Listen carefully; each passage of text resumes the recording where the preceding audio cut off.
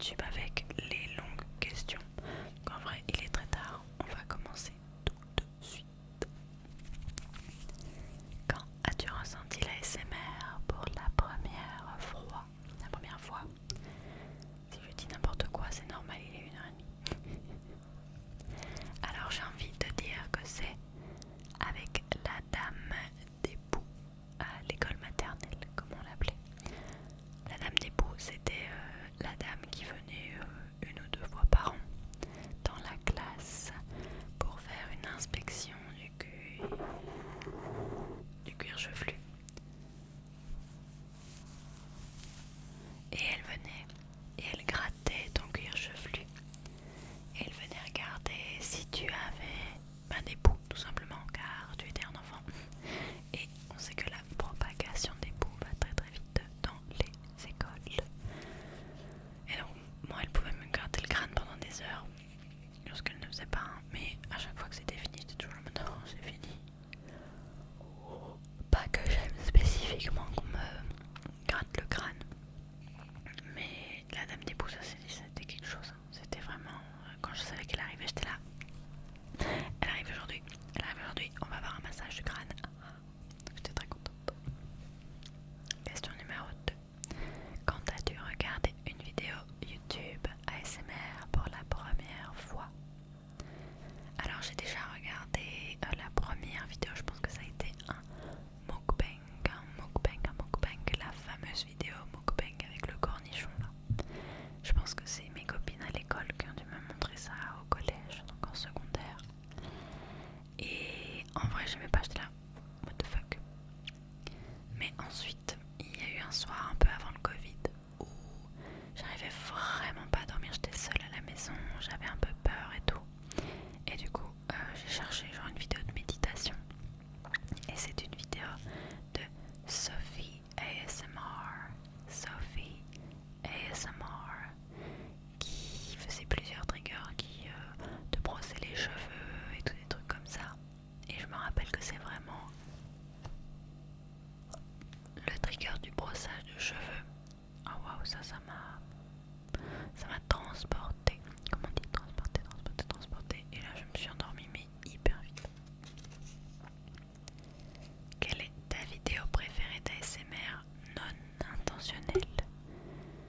Je trouve cette question assez compliquée parce que je sais pas, j'ai pas l'impression qu'au quotidien il y a des trucs que je trouve hyper ASMR.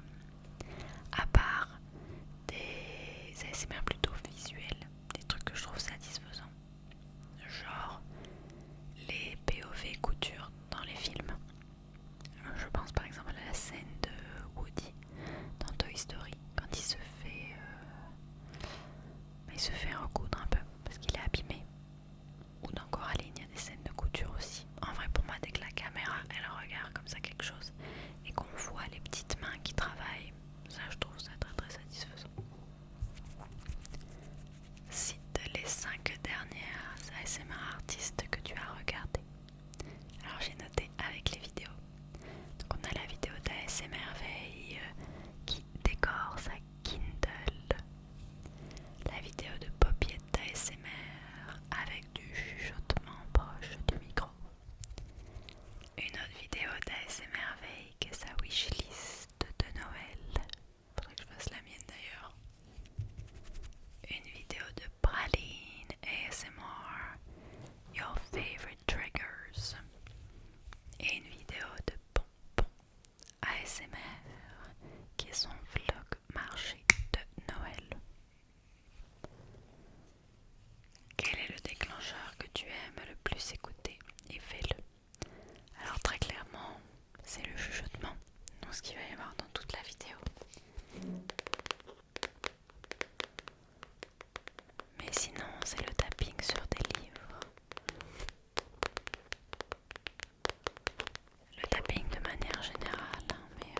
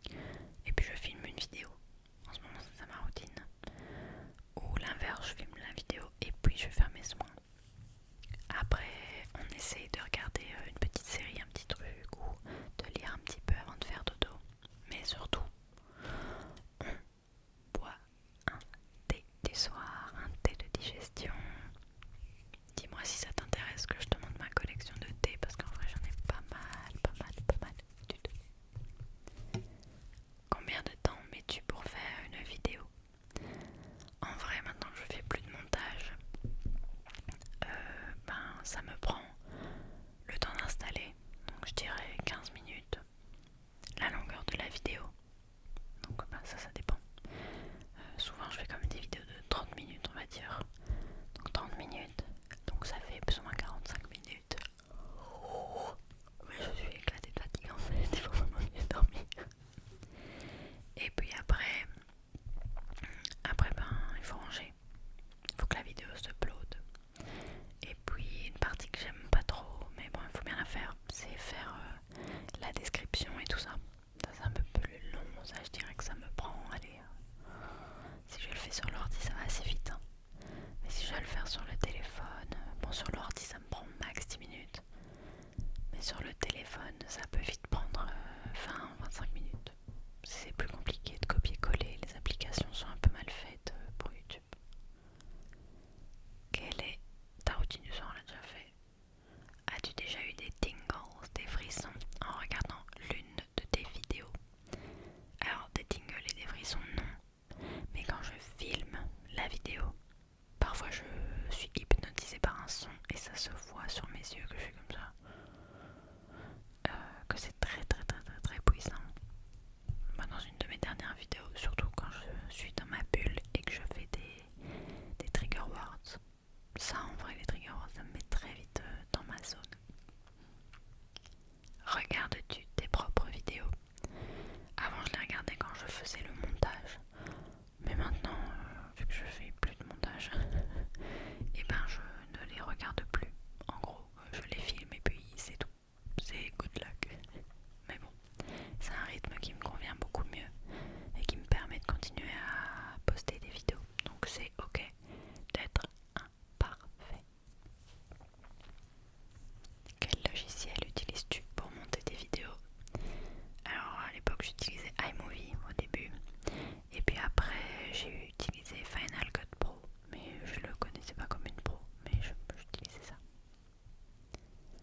À quel moment de la journée tournes-tu tes vidéos?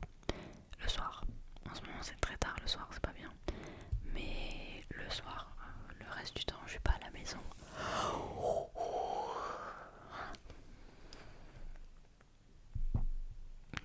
Voilà. Donc en vrai, le reste du temps je ne suis pas à la maison. Et le soir c'est à peu près le seul moment vraiment calme vu que j'habite dans un grand immeuble. Quel est le déclencheur que tu aimes le plus faire? Fais-le. Je pense que c'est tout ce qui est, tu vois, des visuels un peu comme ça.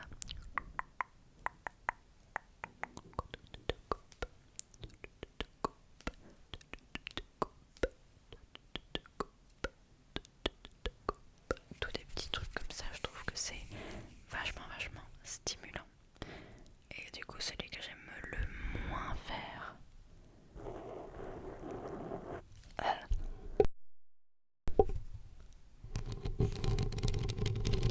j'aime pas le faire, j'aime pas l'écouter.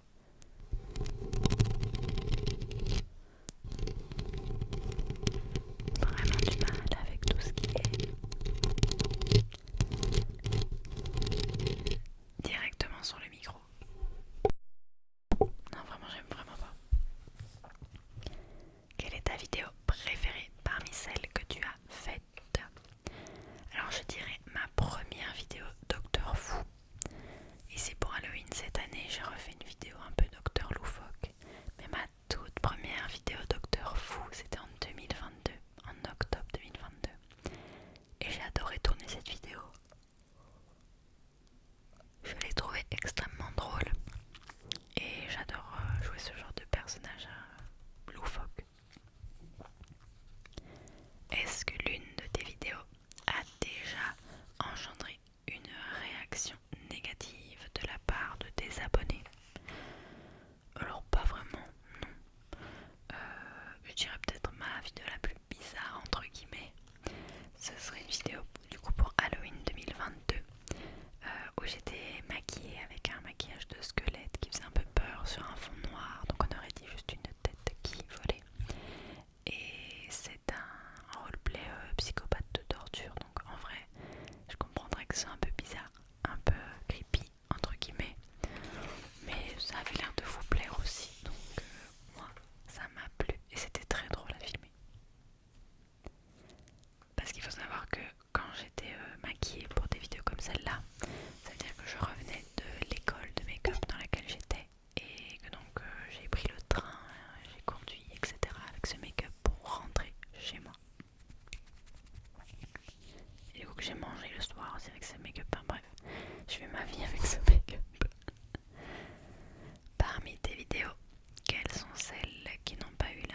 l'importance qu'elle méritait. En vrai, mes saisons d'Halloween, souvent elles ont pas beaucoup de vues, hein. Même encore cette année elles n'avaient pas beaucoup de vues, mais bon c'est ok. Je les fais plus pour le plaisir personnel parce que c'est un petit challenge d'une semaine. Et je trouve que Halloween c'est le moment où tu peux te permettre de faire des trucs un peu plus bizarres et les gens vont pas trop te juger. Donc ma série d'Halloween ou alors mon nouveau compte TikTok, ça raconte sa vie, point ASMR. C'est un compte que j'ai fait sur lequel bon il y a un petit peu de monde maintenant, mais il n'y en a pas autant que sur mon ancien compte. Donc petit à petit on y arrive. Y a-t-il quelque chose que tes abonnés ignorent sur le backstage de tes vidéos? Pendant presque toutes mes vidéos, Martin est dans le lit là et regarde une série avec ses écouteurs. Et du coup il parle pas et il peut pas trop taper sur son ordinateur parce que j'entends tout en vrai avec le micro. Donc il y a ça. Et puis bien sûr un classique, mais je porte toujours un bas de pyjama. Genre je sais pas filmer une vidéo en jeans. Je suis obligée, je suis toujours apprêtée au-dessus. Bon toujours. Mais en bas j'ai d'office un pyjama. Quelle est la requête la plus absurde que tu as reçue de la part d'un abonné? Malheureusement, ce sont des requêtes actuelles. Voilà, de gens qui te disent qu'ils se font plaisir devant tes vidéos comme t'as pas envie qu'ils se fassent plaisir devant tes vidéos ou qui s'imaginent des trucs avec toi tout à l'heure. C'est pas du tout le but de mes vidéos en fait. Il y a d'autres sites, il y a d'autres endroits si vous cherchez ça, mais c'est pas ici. Donc voilà, ça c'est un peu... Je suis désolée, c'est pas le meilleur sujet, mais c'est un peu un truc compliqué parfois avec l'ASMR. J'aime pas trop. Est-ce que ta famille et tes amis savent que tu fais des vidéos ASMR? Alors oui, et ils me soutiennent à fond. J'ai des amis qui genre, donnent beaucoup plus ma carte de visite que moi. Je n'ai pas de vraie carte de visite, mais c'est eux, dès qu'ils parlent à quelqu'un, ils disent hey, tu sais que Sarah elle fait ça, tu sais que Sarah elle fait ça. Donc ça me fait rire et ma famille ils sont toujours contents pour moi. Et voilà, ils espèrent que ça aboutira encore peut-être à plus, on ne sait jamais. Mais oui, ils sont contents pour moi en vrai. As-tu déjà été reconnue en public? Oui, j'ai été reconnue en public en rentrant dans un RER. Il y avait une petite fille, elle devait avoir, je sais pas moi, 10 ans, quelque chose comme ça. Il m'avait fait ah, je te reconnais de TikTok et tout. Donc voilà. Et après, on m'a déjà aussi envoyé un message sur YouTube pour me dire qu'on m'avait vu à Disney mais qu'on n'avait pas osé m'aborder. Donc je sais que je peux paraître peut-être intimidante dans la vie de tous les jours parce que je suis à moitié aveugle avec mes lunettes et du coup je ne vois rien dans mon entourage, donc je suis tout le temps comme ça. Et déterminée, je marche vite quand je suis à Paris, je marche vite, vite, vite, vite, vite pour aller vite d'un point A à un point B.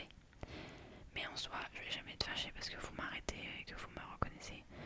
Ça me fait justement énormément plaisir et je vous invite à le faire. N'ayez pas peur de moi dans la vraie vie s'il vous plaît. Quelles sont tes inspirations pour tes vidéos? Mes inspirations pour mes vidéos, c'est une bonne question. C'est une bonne question.